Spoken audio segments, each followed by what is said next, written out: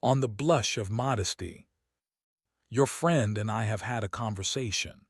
He is a man of ability. His very first words showed what spirit and understanding he possesses, and what progress he has already made. He gave me a foretaste, and he will not fail to answer thereto, for he spoke not from forethought, but was suddenly caught off his guard. When he tried to collect himself, he could scarcely banish that hue of modesty, which is a good sign in a young man. The blush that spread over his face seemed so to rise from the depths, and I feel sure that his habit of blushing will stay with him after he has strengthened his character, stripped off all his faults, and become wise. For by no wisdom can natural weaknesses of the body be removed. That which is implanted and inborn can be toned down by training, but not overcome. The steadiest speaker, when before the public, often breaks into a perspiration, as if he had wearied or overheated himself. Some tremble in the knees when they rise to speak. I know of some whose teeth chatter, whose tongues falter, whose lips quiver. Training and experience can never shake off this habit. Nature exerts her own power, and through such a weakness makes her presence known even to the strongest. I know that the blush, too, is a habit of this sort, spreading suddenly over the faces of the most dignified men. It is, indeed, more prevalent in youth, because of the warmer blood and the sensitive countenance.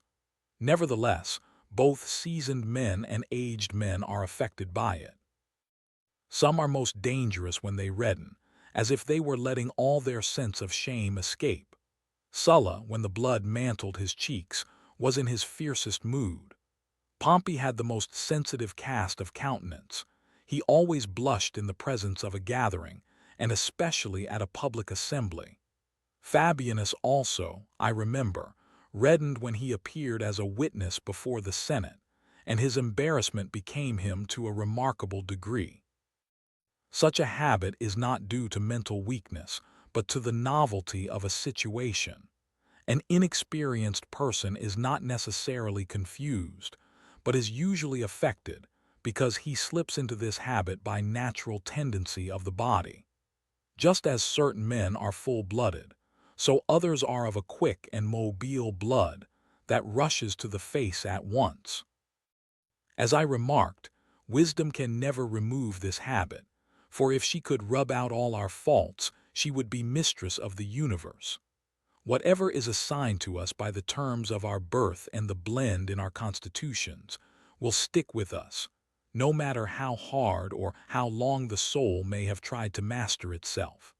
And we cannot forbid these feelings any more than we can summon them. Actors in the theater, who imitate the emotions, who portray fear and nervousness, who depict sorrow, imitate bashfulness by hanging their heads, lowering their voices, and keeping their eyes fixed and rooted upon the ground. They cannot, however, muster a blush, for the blush cannot be prevented or acquired. Wisdom will not assure us of a remedy or give us help against it. It comes or goes unbidden and is a law unto itself. But my letter calls for its closing sentence. Hear and take to heart this useful and wholesome motto. Cherish some man of high character and keep him ever before your eyes, living as if he were watching you, and ordering all your actions as if he beheld them. Such, my dear Lucilius, is the counsel of Epicurus. He has quite properly given us a guardian and an attendant. We can get rid of most sins if we have a witness who stands near us when we are likely to go wrong. The soul should have someone whom it can respect, one by whose authority it may make even its inner shrine more hallowed. Happy is the man who can make others better, not merely when he is in their company, but even when he is in their thoughts.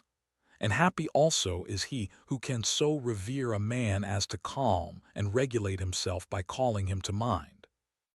One who can so revere another will soon be himself worthy of reverence.